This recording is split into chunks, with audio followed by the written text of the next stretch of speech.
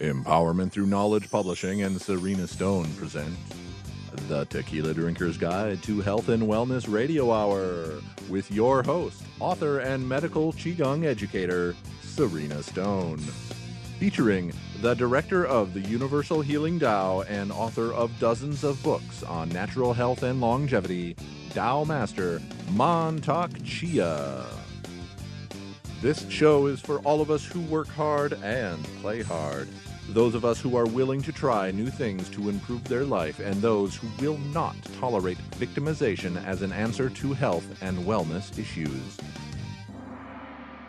And now, the Tequila Drinker's Guide to Health and Wellness, Episode 20, Medical Marijuana, Part 1. Today's show was recorded in Café Della Vita in West Hills, California, and is about the miracles the research of medical cannabis is unveiling. Cancer, pain management, seizure reduction, arthritic pain, and much more are being treated with the constituents of this amazing plant.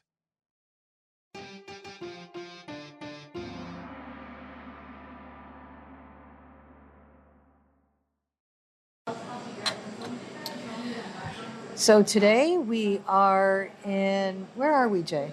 What city? We're in Café Della Vita. Okay, Café Della Vita. And what city are we in? West Hills, California. West Hills, California. Now that noise you listeners hear out there, it's because we're in a really charming cafe, and you know how much I love to sit in cafes. So this one is absolutely adorable. If you're ever out in this neck of the woods, you should stop by. Then tell them Serena sent you. So today we got Jay Moon. Jay is a cannabis practitioner. He's actually also the owner of a company that manufactures top-of-the-line cannabis medicine. He's been cultivating cannabis since 2005. He began dosing cannabis as a medicine in 2012 when his friend was diagnosed with cancer. Now, today, Jay specializes in dosing cannabis oil to fight cancer, manage pain, reduce seizures, greatly reduce arthritis pain, fibromyalgia, and PTSD, then that's just to mention a few, without the side effects of being high. And I think a lot of us would really like to hear about how the heck you do that. He works directly with clients to develop protocols that work to reduce pain, and in some cases, actually, he works with curing disease. Now, we've also got Anna Lieberman here today. She's a cannabis practitioner and a chosen protege of Jay Moon. She's an actress whose passion for natural medicine has led her to Village Flora, that's Jay's company, and an amazing position as a cannabis educator. And you guys are the first ones that we're going to have on the show talking about this very controversial medicine. So hi, Jay. Thanks for joining us. Thanks for having us. Yeah, all right. So let's just jump right into it because I'm sure that I've chosen a really sexy name and people have probably figured out by now we're going to talk about pot. Okay? and we're actually going to tell people it's good for you. Obviously, that's comes with a far larger explanation, and folks are going to try to fit that explanation into about 30 minutes. So we're going to get going, and I'm going to ask you right out of the chute, Jay, what is a human endocannabinoid system? Well, the human endocannabinoid system is really, that's all right. Said it wrong. That's okay. Is the basis for understanding why cannabis as a medicine works in the human body.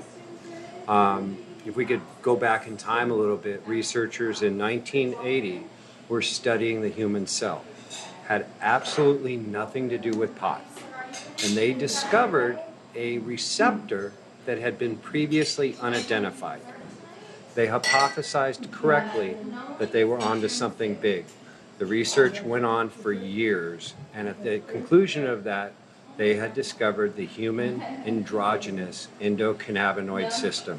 And I want to spend a little time talking about this because this is the key to understanding why this works as a medicine, okay?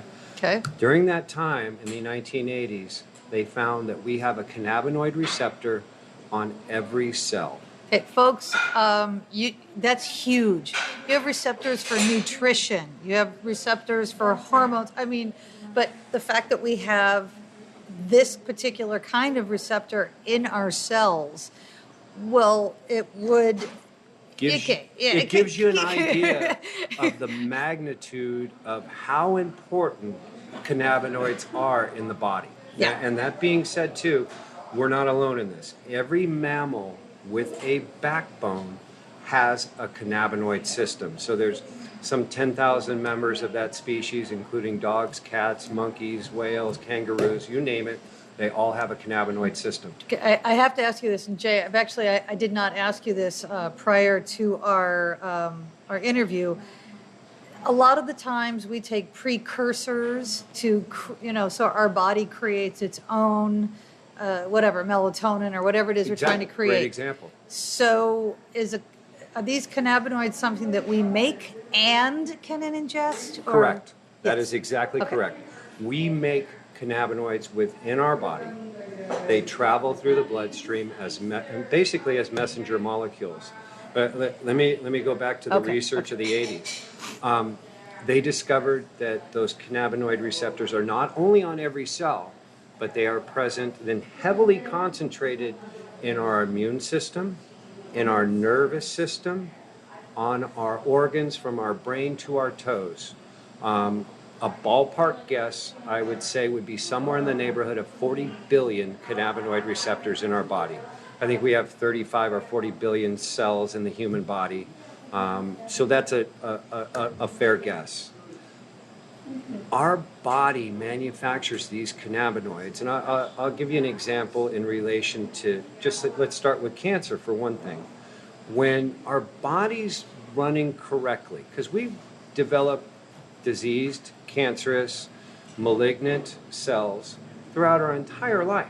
Okay, yeah. Okay? And the way the body rids itself of that is through the cannabinoid system. When a cell becomes malignant or becomes cancerous, it will express many more cannabinoid receptors than a healthy cell. It's as if the cell is setting itself up to be destroyed by the cannabinoid system. And when that cannabinoid that our body makes travels through the bloodstream and attaches to that malignant cell, it kills the mitochondria, so that cell dies a natural death, apoptosis. That's how our body rids itself of this disease all throughout our entire life.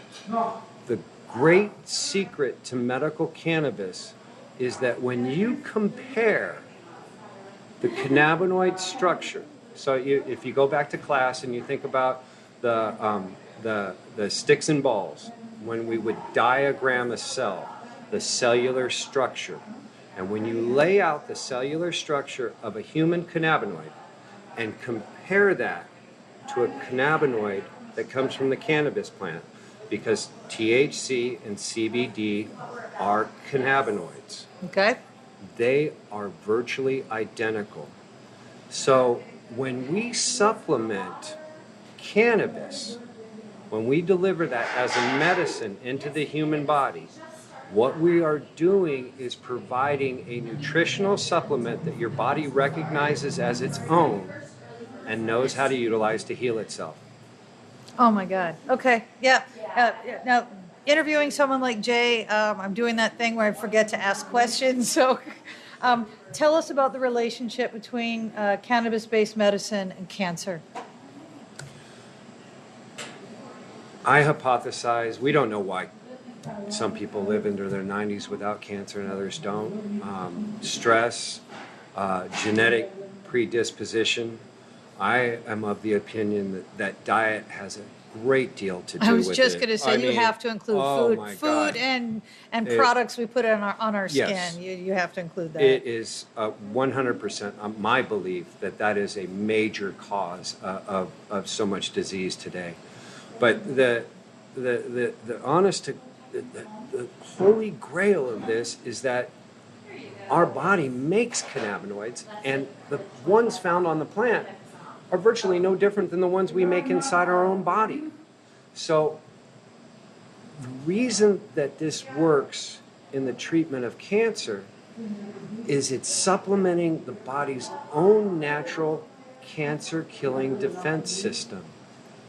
When we provide cannabis oil in large doses, and I have to give Rick Simpson credit because I have stood on the shoulders of greatness.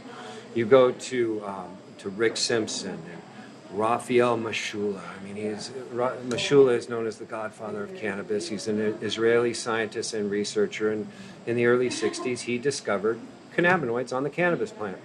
Now, at that time, back in the 60s, we didn't know how relevant that was to our own personal nutrition.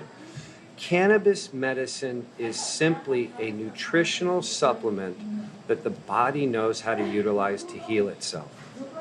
What we have found is because of this, it treats a wide array of conditions and disease. Well, it sounds to me like we, so often in Chinese medicine, we say the reason we get sick is deficiencies. You don't have the building blocks for your organs to process, and now you're toxic. Okay. It sounds like that's where you're going with this. We have the receptors on our cells without the cannabinoids in our... Am I saying? Cannabinoids. Cannabinoids. I'll get it's it. Okay. Without the cannabinoids in our system, we're deficient, and we may not be fighting disease optimally. That's kind of what it sounds like.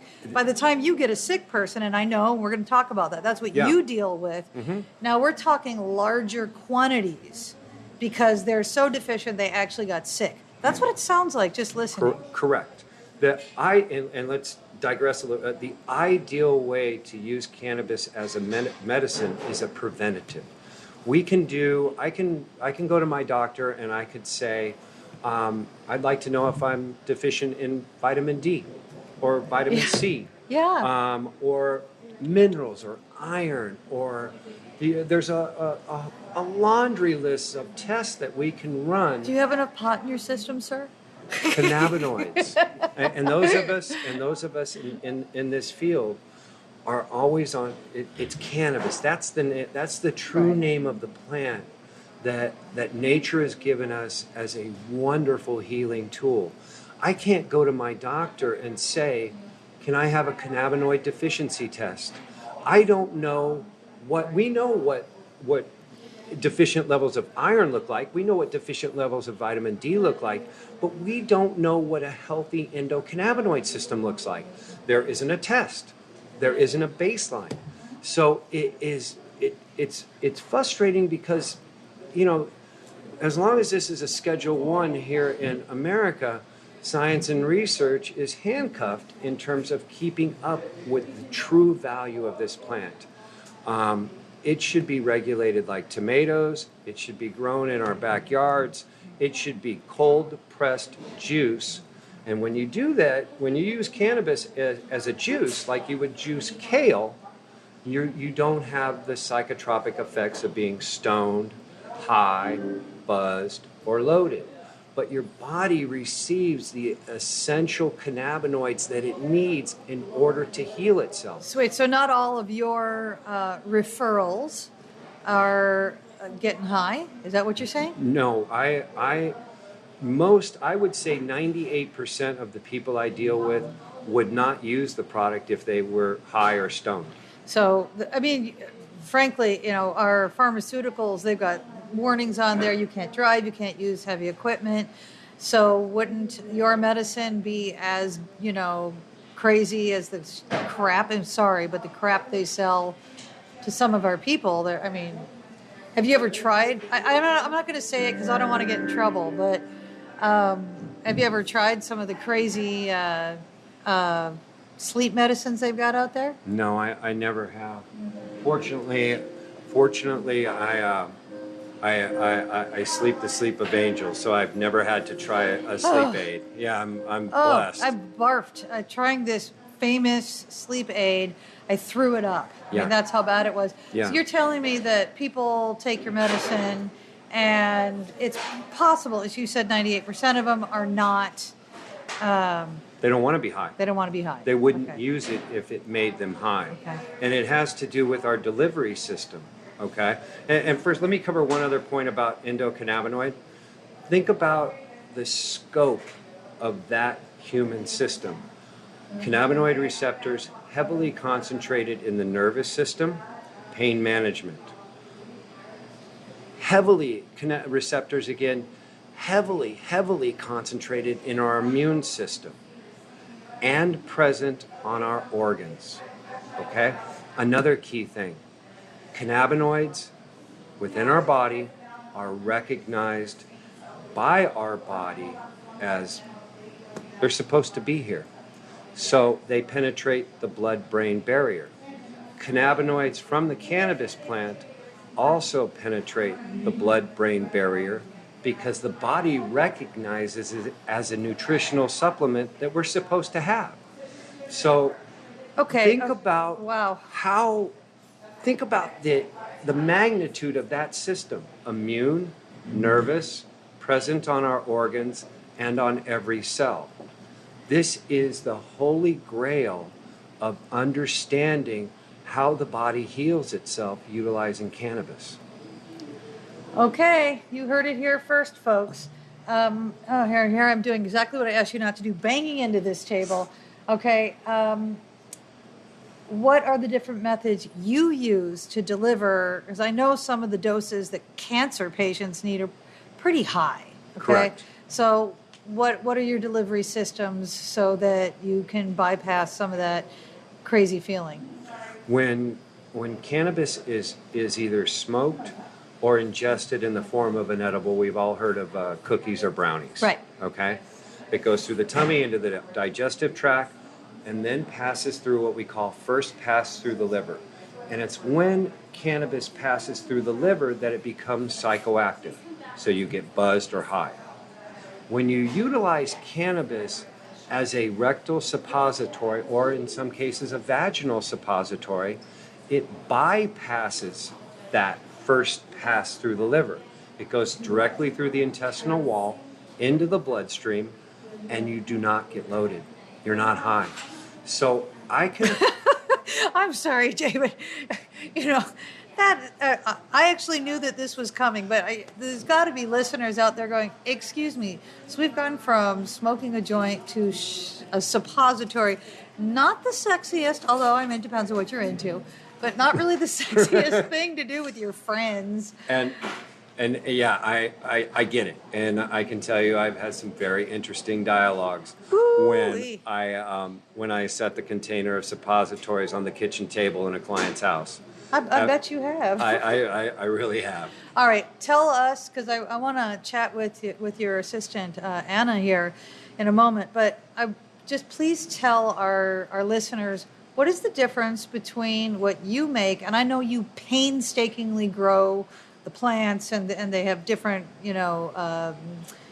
chemical constituents, and then you personally are making product in what we would say small batches. Mm-hmm. What is the difference? So that much I understand, but what's the difference between what you make, the outcome of what you make, and what I'm seeing on shelves, say, in other states? Some of the other stuff. Mm-hmm. Yeah, there's a lot of great companies out there. The standard that I answer to is simple. I want it organically grown and pesticide-free. I do not want to introduce pesticide into a compromised immune system. Okay. 2, I do not want a solvent that includes something that causes cancer, like propane or butane or any of the other solvents that are utilized to remove cannabis oil from the plant material. We use only reagent-grade pharmaceutical alcohol. Okay. So if you've ever had a tincture that's alcohol-based, then you've had a little bit of reagent-grade alcohol. We soak the plant matter in reagent-grade alcohol and then evaporate it off using a roto-vape under pressure, utilizing a cold extraction process. And the reason for that is that heat will destroy terpenes. Once the temperature begins to raise, terpenes will boil off at different higher temperatures. We do a cold extraction because we want to keep 100% of the integrity of the plant. Got it. Dr. Courtney up in Northern California says that, and he is I absolutely love his work. He is the advocate for cannabis as a nutritional supplement. I follow his work. I believe he is 100% correct on this topic. And he states that the terpenes are the glue that hold the cannabinoid to the receptor. Ah, okay. So separating that out gives you a product that it's not medicine anymore.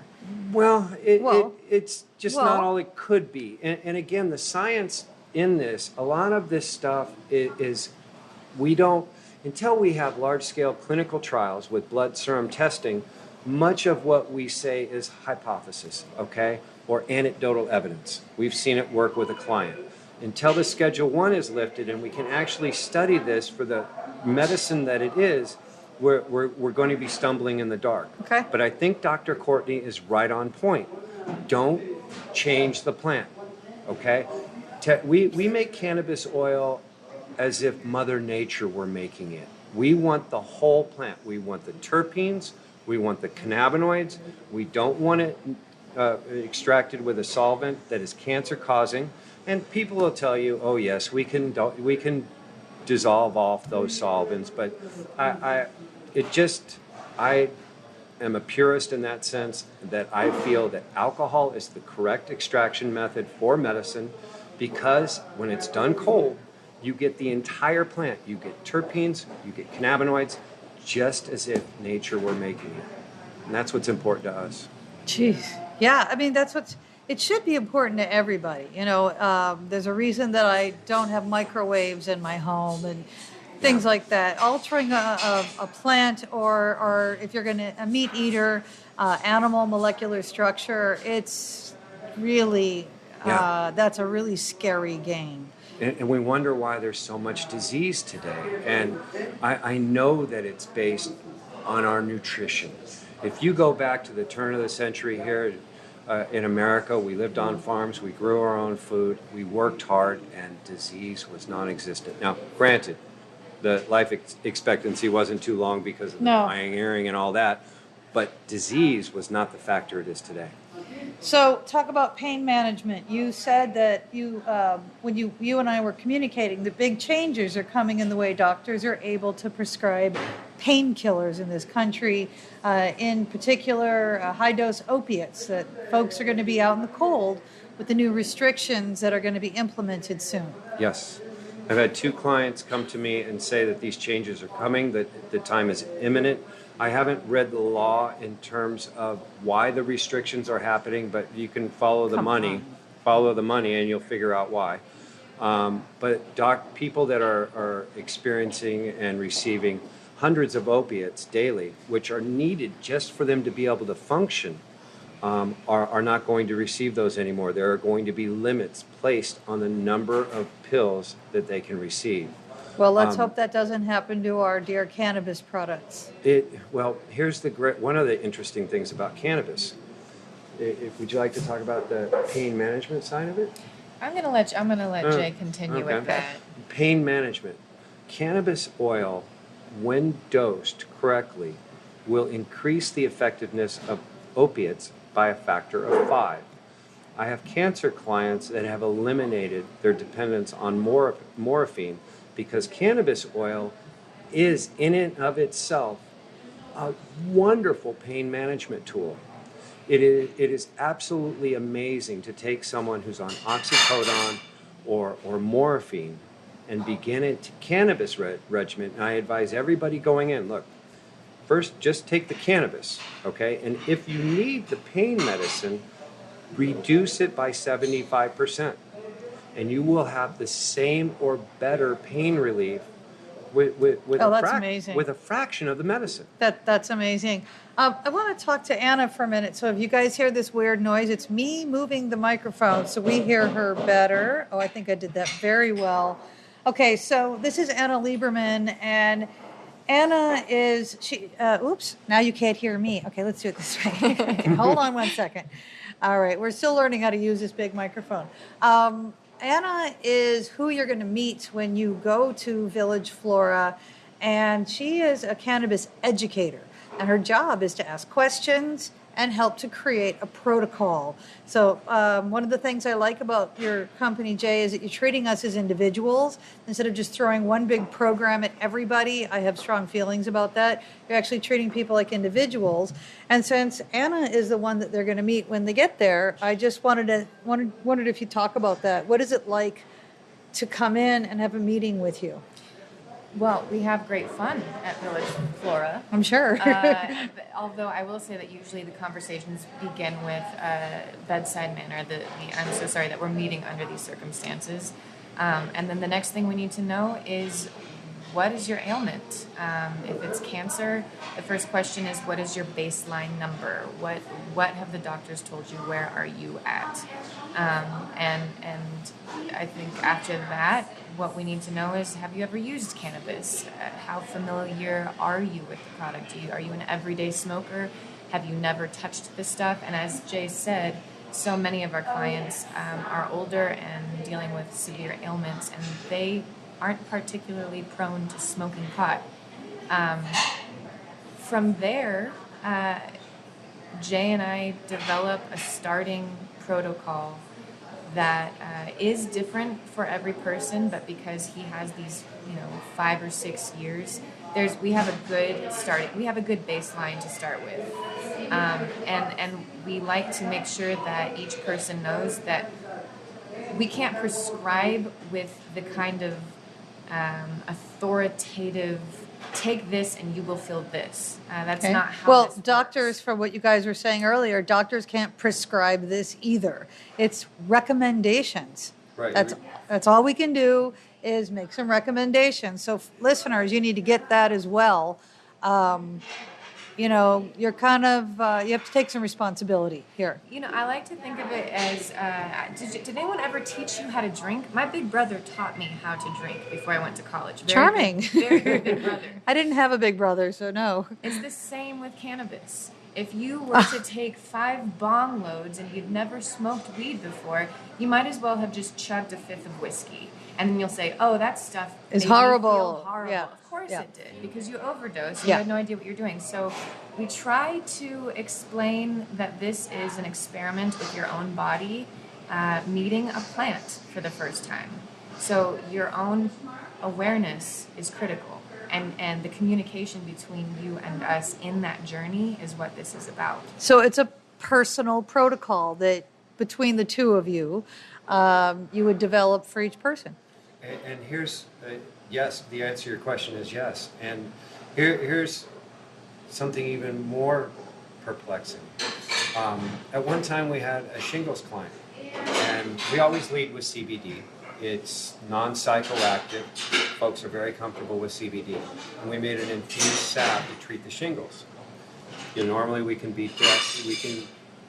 defeat shingles within a couple of weeks. Okay. In this case, it didn't work. We made a THC-infused salve, and within a couple of weeks, the shingles were gone. So next... Right, so you have to experiment and see what the Here's person funny needs. part. The very, very next month, another shingles client came in, same absolutely identical condition, so we led with THC, thinking it would work like the last client did, and it didn't. So we went to the CBD, which didn't work with the last shingles client, but did work on this case. Because we're all different. We have Exactly. different pHs and da-da-da-da-da. Okay. All right. Well, folks, now listen, we've already been speaking with Jay here for like a half an hour. I have a feeling that you guys are going to want to be in touch with him. For now, you're going to have to look at the website where you found this podcast for his brand new, we're at 1 minute. we're going to have to introduce one more person here. But he has a brand new website. We don't actually have that address right now, but you're going to see it when you look at the website. Okay, so that's one way you can get in touch with Jay. And the other way you can get in touch with Jay is just JAYEMOON@gmail.com. Send him an email. Ask him questions. They'll get back to you. Now, before we go, this music that you hear in the background, that is going to be Sophie Summers. Sophie Summers is singing here at Café Della Vita, and she's going to serenade us on our way out of the show. It's party time here. Thanks for listening, you guys, and we'll see you again next week. Thank you. Oh, and thank you. Forgot. I'm looking at the pretty girl back here, okay? My pleasure. She was kind enough as a professional singer, you guys, to let us talk about cannabis and not sing. So. Oh, and she's so good. Mm. And if you guys could see her, she's gorgeous too. Hear my heart burst again. For this is the end. I've drowned and dreamt this moment. So overdue, I owe it then. Swept away, I'm so angry. Let the sky fall and it crumbles. We will stand tall and face it all together. Let the sky fall and it crumbles. We will stand tall and face it all together at skyfall. At skyfall. Skyfall is where we start. 1,000 miles and poles apart. The worlds collide and days are dark.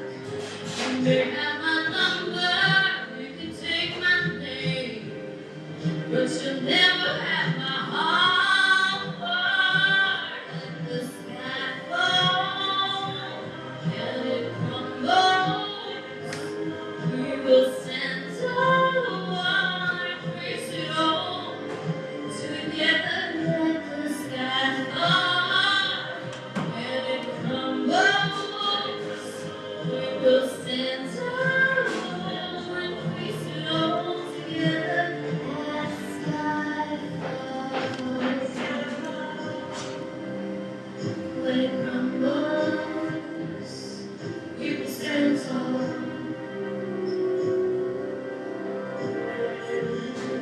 Let the sky fall. When it crumbles, we will stand tall. Where you go, I go. Where you see, I see. I know I'd never be free without the security. The God in arms, keeping me from harm. Put your hand in my hand and we'll stand.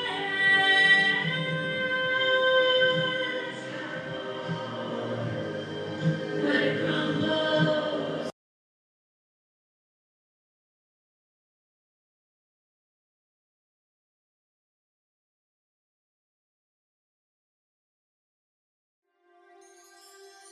Thank you for joining us on another Empowerment Through Knowledge adventure. Want to learn more?